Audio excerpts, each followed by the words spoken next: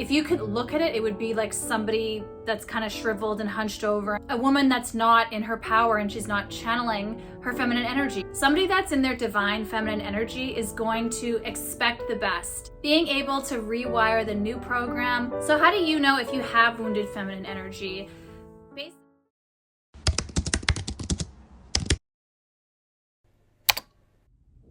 Hey guys, welcome to Self-Care Sundays with Sophia, where we talk about self-love, self-growth, and everything in between. Today's video, we are going to be talking about how to heal the wounded feminine and how to glow from within. I love talking about femininity. Feminine traits and masculine traits is something I've been studying for probably like a year or two now, and just learning how to tap into that feminine side more, because I do feel like I have been kind of more independent. I have 3 older brothers. I've always done things on my own, and I've always been kind of strong and loud and powerful, and I feel like I channel my masculine energy more. So it's been really fun for me to study how to step into my soft side and be more feminine. So what exactly is wounded feminine energy? When I think of wounded feminine energy, I just think of a woman who is very much a dimmed down version of themselves. They're not thriving, they're not confident, they're kind of like, if you could like look at it, it would be like somebody that's kind of shriveled and hunched over and just not in tune with their body, very unsure, no boundaries, not able to stand up for themselves or say no. It's a woman that's not in her power and she's not channeling her feminine energy, which is the most powerful energy in the world. Feminine energy is what creates human life and what nurtures everybody and grounds everybody. And, you know, men have feminine traits as well. Everybody has a balance of both. It's kind of like the yin yang. There's a little bit in each. The dot in like the 69 yin yang symbol, there's a dot in each. And that's essentially the balance of feminine and masculine energies. Another thing I would use to describe wounded feminine energy is somebody who has past traumas that are running their program. They're living their lives based on old programs that were developed when they had maybe childhood traumas, abuse, past relationships. They're always attracting toxic relationships because they don't have any self-worth or self-esteem, and that's what they think they're worthy of. So a woman with very wounded feminine energy is going to settle for less. So how do you know if you have wounded feminine energy? Basically, if any of what I just said you can relate to, it probably means you have a little bit of wounded feminine energy that you can work on. Like I said, if you happen to attract toxic men or relationships that are unstable, even if it's friendships as well, people that tend to take advantage of you, if you find that people keep kind of screwing you over or you keep being taken advantage of, it probably means that you don't have very good boundaries or self-respect or self-esteem or self-love even, and that's why that keeps coming back into your life, because that's what you think you're worthy of. If you have an insecure attachment style or an anxious attachment style, that usually means that you have wounded feminine energy, because you are looking for somebody else to fill up your cup and you're always kind of thinking negatively. It's almost like self-fulfilling prophecy in a way. You assume that the worst is going to happen, or you assume that all men are terrible and there's no good men out there, or, oh, I always attract players, or I always attract being mistreated. Well, if the fact that you're telling yourself that tells me that that's a program that you have in your mind, and it's kind of is like a self-fulfilling prophecy. You find yourself always attracting to that because that's what your focus is on, is negativity and old traumas that are running the program of your life. So you really got to dig deep and unwire that so you can get out of the toxic cycle of wounded feminine energy. It's kind of hard for victims to admit this, but if you're good at being self-aware and you do find that you kind of tend to be a bit of a victim or have a victim mentality, that's a huge sign of wounded feminine energy as well. A good way to know if you are a victim is I think everybody should be journaling, but if you're journaling and if a lot of the prompts are very much blaming others around you and not taking responsibility for your own actions, that's something you got to work on doing. Is whatever your circumstances are, no matter how terrible your childhood trauma was or your previous relationship was taking responsibility for the trauma that you carry so that you can conquer it and move forward. A lot of people that have wounded feminine energy, they don't have a very strong base to hold them down. That kind of goes back to the boundary thing and not being able to say no. It's kind of like, what's that fairy tale where there's a house made of stone or one made with hay and the wind blows it? Is it the Three Little Pigs, I think? Anyway, it's kind of like if you had a house made of hay, one blow of wind and the house is knocked over. So if you have wounded feminine energy, you probably don't have a very strong base, or it's like a bowl with holes in it. The food or the water would just fall out. You need to have a sturdy and strong base so that you can stand up for yourself and be in tune with what you're really feeling so that you can look out for yourself and be able to spread that good feminine energy to others as well. Because that's the beauty of feminine energy. It's so healing and you can uplift others around you. That's why mothers are mothers. They're literally born. They're meant to raise children and shower them with love so that they can grow. And even for your husbands or friends or just anybody really, is having that healing feminine energy. So what to do if you have wounded feminine energy? Number one, get rid of that victim mentality. Stop blaming others for the trauma that you felt. Take responsibility and be aware of what your issues are so that you can conquer them one by one. And that's taking responsibility is, yep, I tend to do this. I know that this happened to me because of that, but that doesn't really matter anymore. That's the past. What I'm left with now is this personality trait or this weakness, and I want to conquer that and I want to become my strongest, best self. So kind of leaning into your dark feminine energy too, because dark feminine energy is so powerful, sensual, very much in tune with their body, and somebody that has dark feminine energy can't really have wounded feminine energy. They don't really clash. Actually, I guess they kind of can. There's a little bit of ways that you can, but I'll talk about dating too. Is to heal the wounded feminine energy, you need to stop accepting disrespectful treatment from men.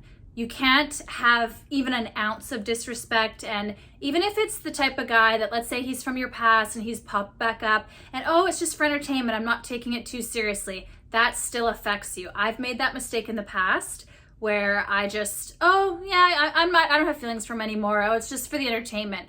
But I was still accepting that treatment. It wasn't severe or anything, but it was a very subtle, not the queen treatment that I know that I deserve and that I've been affirming to myself. And I've done all the therapy. I've done a lot of the work so that I can only be in a healthy relationship. To be honest, I wouldn't really say I've ever been in a toxic relationship, but I have had toxic scenarios, obviously, right?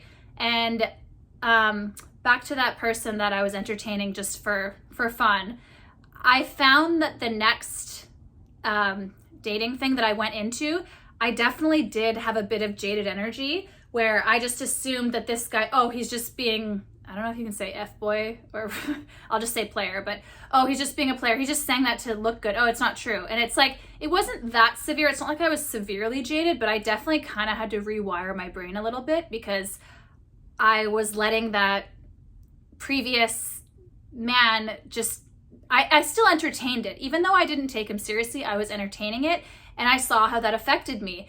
And I just can't imagine if it was deeper than that and I really did still have feelings for him. And if I took him seriously, it would have affected me way more. But I still was getting the symptoms of it because I wasn't meeting somebody else. That's another thing too. This is kind of off topic now, but if you're entertaining somebody in the past that you know is not the one for you, that's the worst thing you can do because it's blocking.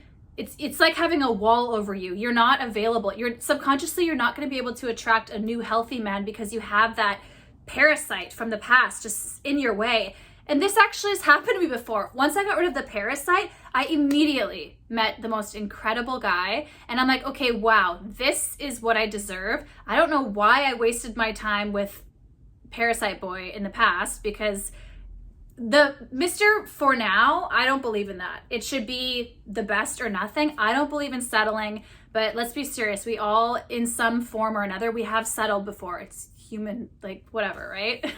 But I'm team no settling, only queen treatment. It's way better to be single than to be treated bad or anything less than you deserve. So yeah, back to the topic is how to heal your wounded feminine energy. Do not entertain parasites. Another thing you can do is being very self-aware and recognizing when those old traumas pop up. Let's say, yeah, you're on a date or you're talking to somebody new and you're making an assumption. That would be an old trauma just speaking. This person is a brand new person. They have a clean slate. They've done nothing to break your trust. So being aware of that, that's just in a dating environment, but also just in your personal life, making any type of assumptions, even if it's just people or even a circumstance in your life, oh, it's probably not going to do well. You're not in the present moment. You're thinking, that's like anxiety. You're thinking in the future. You're making an assumption, oh, it's not going to work out for me because it's never worked out for me. That is very much wounded feminine energy. Somebody that's in their divine feminine energy is going to expect the best. They know, the woman would know that they are worthy of amazing things happening to them. So they're only expecting the best. And they have faith in the universe or God, and they know that if it's meant for them, it will come to them. So they really have no worries. It's very much a relaxed, calm energy. So yeah, just being very self-aware and trying to talk yourself out of it when you recognize an old trauma popping up. Being able to rewire the new program, whether that's just literally stopping yourself, or if you like to use journaling, writing it down anytime you get triggered and ask yourself, why did that trigger me? How can I fix that? Using affirmations, being very aware of your body, I think is something that's very much being in your feminine and being in your dark feminine energy as well. Is even if it's just like dancing or listening to music and moving, having a bath, doing your self-care, things like doing a face mask, being very present, meditating, journaling, lighting a nice candle, getting yourself some flowers, and also even just doing a meditation where you scan your body. A lot of meditations on the apps do that, where they make you scan, okay, your shoulders to your chest to your stomach, really just connecting with yourself and seeing where those traumas live in your body. If you focus on something, there's certain meditations that you can do this for, but if there's something that you need to work on, find out where it lives in your body and work on healing that so that you can release it and look forward and just be confident in your body. I think, everything kind of just goes back to self-care. That's why I call this Self-Care Sundays. But working on your self-esteem and your self-care, your self-love game has got to be on point, building a healthy relationship with yourself. And because, nobody's going to have your back. You have to have your own back. Somebody else can't carry you for you. So you really got to know how to be your own biggest cheerleader and love yourself, essentially. Once you become more self-aware of your body and you connect with your body more, practicing working on your intuition is very important, because I feel like it's something, maybe we haven't even discovered it yet in science, but you know how you have a gut feeling and it kind of always works out? Or even if it's dating, it's like, okay, you know what, looking back, I did know right away. There was kind of this like weird feeling that I had, and you always remember that feeling. Or even whether it's about a person, or you just kind of have that gut intuition feeling. I think it's so powerful, and I kind of believe that women's intuition is stronger than men's sometimes, because I think women are way more typically in tune with their body, whereas men are more like logical thinking, where we are way more sensual and spiritual and emotional.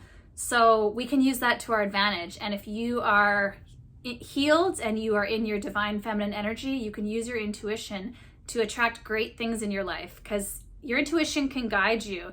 If you're lost about something, just being really present and still and listening to, I don't know if you're spiritual or not, but listening for an answer, it'll always come, and you'll always have that feeling to know if something's meant for you or not. You know how when you meet a person or there's something in your life and it just feels right? That's your intuition speaking. And your intuition can get so much stronger if you work on your feminine energy and healing it all. Healing those past traumas and going to therapy, just accepting yourself for who you are, because there's only one you, and you are so special and so beautiful. And the more that you see that, the more that glow is going to come from within you. If you know your beauty and you are grateful for yourself, and it really shows when somebody has a great relationship with themselves. You can always tell the difference between true self-love and fake confidence or like cockiness.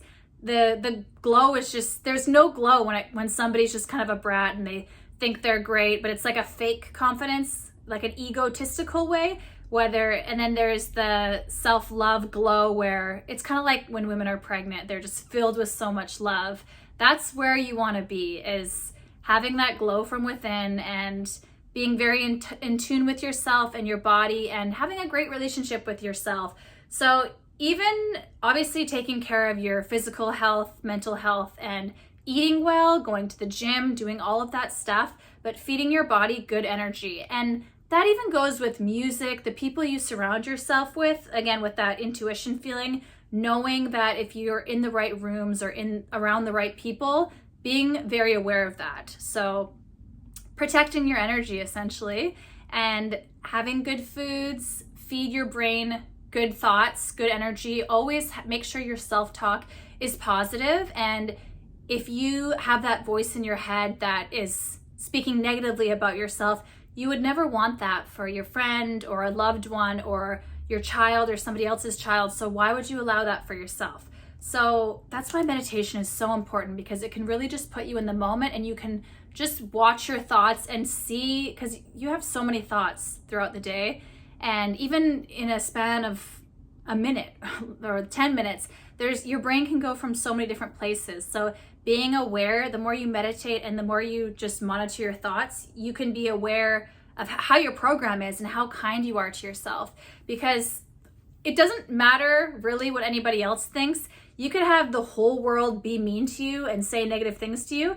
All that matters is up here, really. Like, that's the only thing that matters, because our subconscious is running 95% of our program. Our conscious thoughts, that's the type of stuff that we can work on to slowly rewire the subconscious mind. So I really just want to encourage everybody to be kind to yourself and work on that glow from within, because there's truly nothing like healed, divine, feminine energy. And everybody has a little bit of wounded energy, and that's okay. If you're more in a phase where you need to work on that, that's absolutely okay. Everyone has to go through it, and you can do it just one step at a time, day by day. Get that glow back and be your most feminine, beautiful, confident self. Thank you so much for watching Self-Care Sundays with Sophia.